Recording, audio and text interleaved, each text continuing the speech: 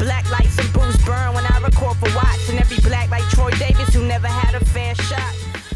Welcome to Left of Black. I am your host, Mark Anthony Neal, and I don't think I'm being too honest in saying I am so fucking excited to have in my studio today, in the studio here at Left of Black, Bilal, arguably one of the most exquisite voices and most recognizable voices of the last generation. Here in Durham, after tearing it up last night at Motorco as part of an event, co-sponsored by the homie Cicely Mitchell and the Art of Cool folks. How are you doing, man? Good, good. Man, I'm so happy to have you in the studio. I've been a fan for a long time. Last night was actually the first time I actually have gotten to see you live in person other than television. And honestly, you didn't disappoint. Cool. Let's start with the performance last night. You know, there's a way in which when someone sees you on stage, it's almost like there's a seamlessness to what you're doing vocally and your movements. You know, we get so used to singers to just kind of stand up there and sing songs, but you're almost like a contortionist up there. You know, is there some sort of relationship, you know, when you're performing live between, you know, body movement and what you're doing with your voice? Yeah, you know, everything kind of works together to really like generate a certain energy, you know, that I want from the musicians or that I want from the crowd. You know, a lot of things I'm doing is signaling the band to go to different parts of the song or whatever. But a lot of it is just to really get the energy of the crowd going, because a lot of times cats will just stand there and watch, you know what I'm saying? But if they see you loosening up, then they loosen up too. Yeah, I was struck, you know, that you were just kind of performing pieces from the last album, and then when you hit For You, right, the crowd just like seriously amped up. You know, thinking about that very first album, Firstborn Second, a lot of folks were introduced to you through Soul Sister, you know, which was featured on the Love and Basketball soundtrack. It was a different world back then. Yeah. Talk a little bit about kind of the shifts in the industry from when you launched your career now 15 years ago, well, more than 15 years ago, and what that landscape looks like now. Well, as far as the music goes, from the way it's recorded to even the way that it's being put out is different. You know, when I first got signed, everything was going to tape. We were recording everything to tape and just in analog. And now everything is digital, everything. And it's now it's the same way with selling the music. Like everything used to be in stores. You go to a record store. Like do a signing, right? Yeah, there's record store signings. Now there's like no more record stores. Yeah. There are like still some mom and pop stores, but most of those places like Tower Records and you know, Virgin Mega Store are gone. You know what I'm saying? So everything is virtually online.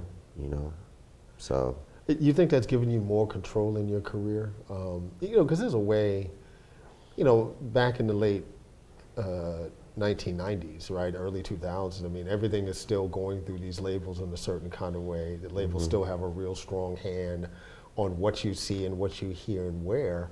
And if you're an artist, I imagine that part of what you were banking for is that, you know, I'll get on BET, maybe I'll get, you know, some spins on MTV, right? I'll get that visibility and be able to move from it. But, you know, we're now in an environment where cats aren't necessarily shooting music videos anymore. They certainly aren't spending millions of dollars to shoot music videos. But, you know, there's a way in the case of your music and your career that you might in fact be more accessible now, you know, than you were at the start of your career.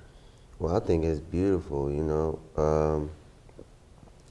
It's very good for me because my main objective is to just be as creative and provocative as I can, you know. And the thing that I was running into a lot, being signed to a big label is, you know, my arguments I was having with the number crunchers, you know, like, you can't do that, we can't sell that, you do that, this, you know.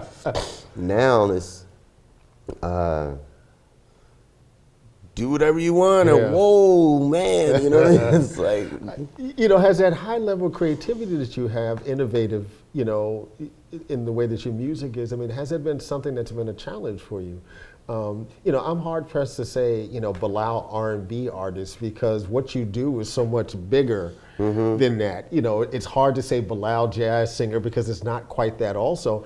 I imagine for some of these companies, if not some audiences and clearly radio, you know, they're listening to one of your albums and they're like, you know, we don't know what this is. What did it mean for you to be able to lay out that as kind of the path that you wanted to take it as a musician?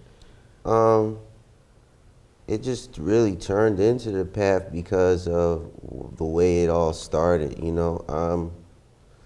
I started off as like a jazz nerd, you know. Like when I got signed, I grew up in church, but by the time I started thinking about and really getting into writing music, I was a jazz nerd in conservatory in college, you know. And my main thing was just mixing a lot of the stuff that I liked into one thing. And every year, it the circle gets smaller and more concentrated and pure. But man, I use my knowledge of jazz to really bring everything together, you know. And it's really genre-less. Like it started off as I want to confuse the computer. Like, how dare this computer sum me up like this, you know?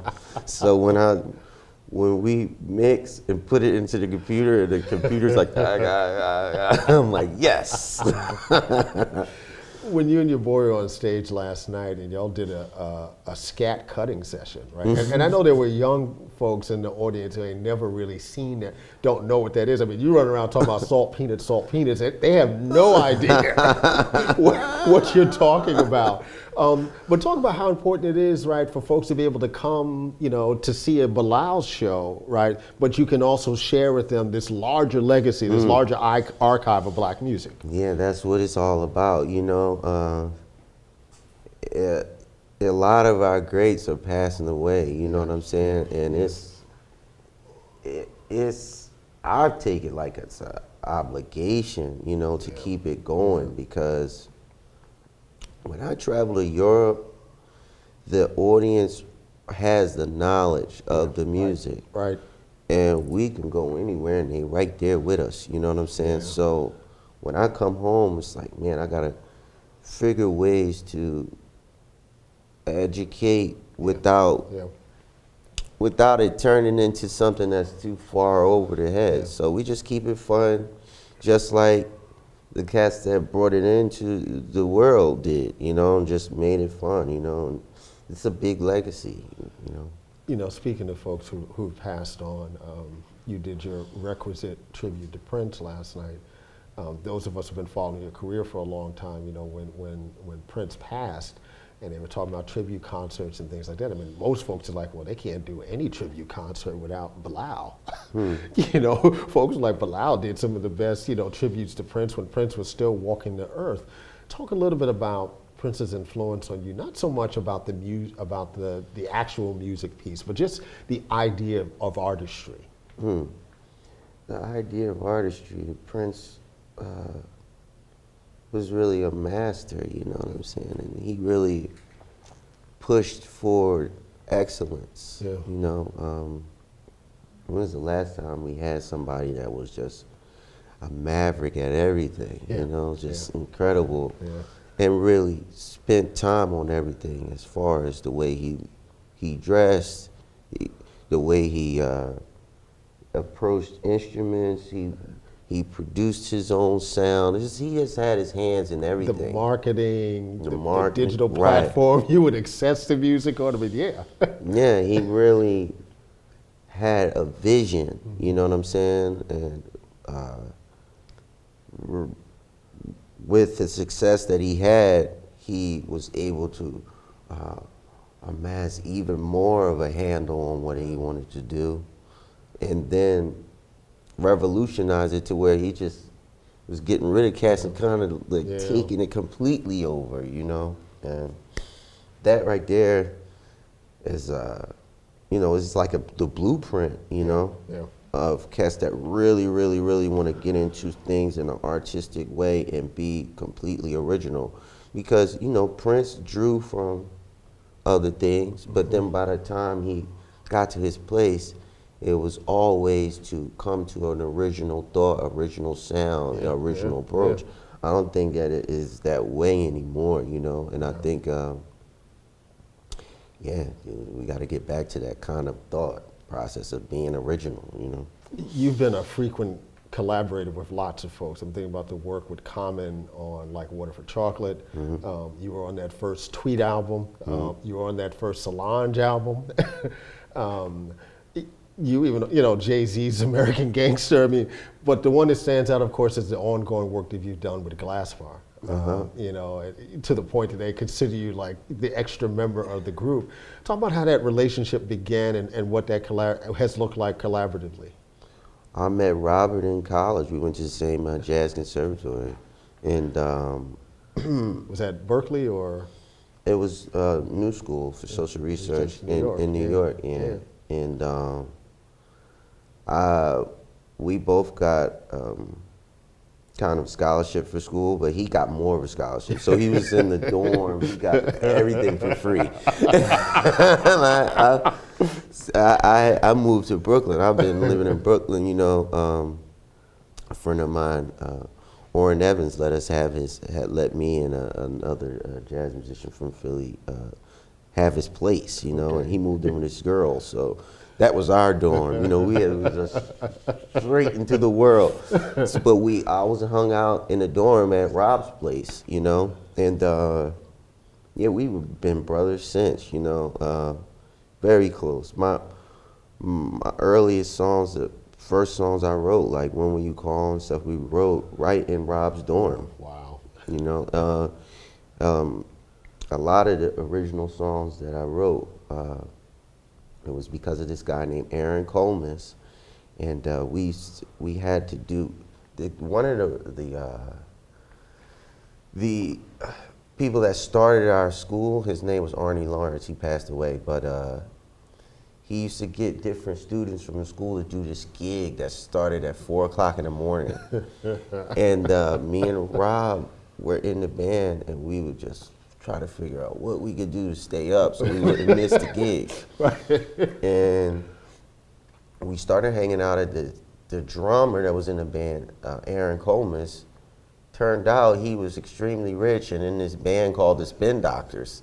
So we started hanging out at his house until it was time to do the gig and just really writing the tunes that would become like my first record. So from that relationship of creating, you know, me and Rob just been always creating from then. You know, even my first album came out, Rob was keyboardist, you know, in the band, MD if you want to call it, you know. Yeah. And we were roommates. Even after college, we were like roommates all the way up until, you know, we got married. Had to separate, but you know, that's my boy, that's my brother. Your last album, In Another Life, you know, everybody's been talking about Luke Cage and talking about the soundtrack. So a lot of folks are just getting introduced to Adrian Younge. Of course, Adrian Younge produced your last album. Talk about what it was like working with him, because you mentioned earlier in the conversation about how everything used to be analog and now it's digital, and you tried to kind of reverse that a little bit with the last album, to do something that had more of an analog sound. Yeah, I mean, when I met Adrian, it was while I was just going out to LA to kind of just clear my headspace.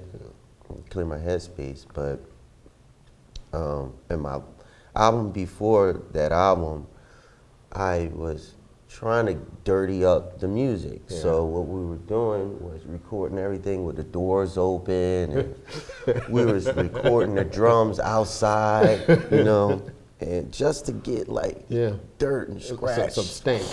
And Ali Shaheed Muhammad used to live down the stairs from me in my building.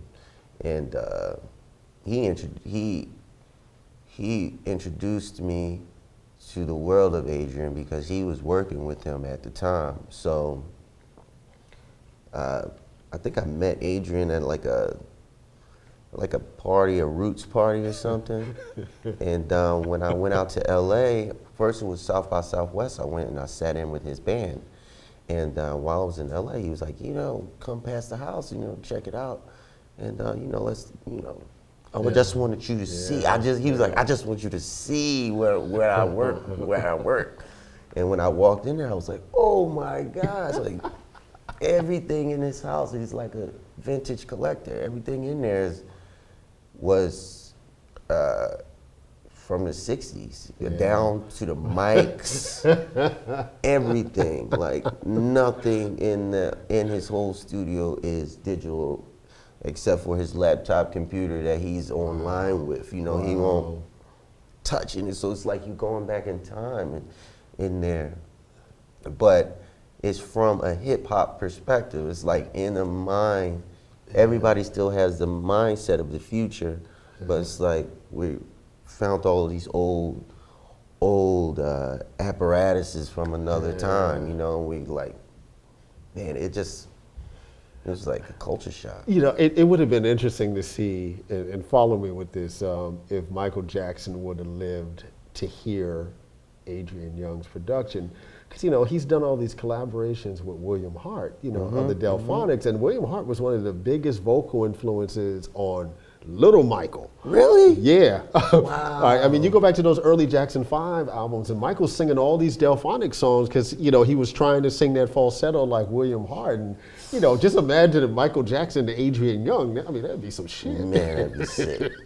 Yo, that'd be sick. I mean, Adrian brings a lot of that shit back, I never did a whole album where it was just one producer. But we just went into such a zone that when we looked up, it was like, dude, this is the record. What you working on now? Right now, I'm working on just new music. I started just some little pre-production things, but in my mind, I'm working on 2 different records. Because I've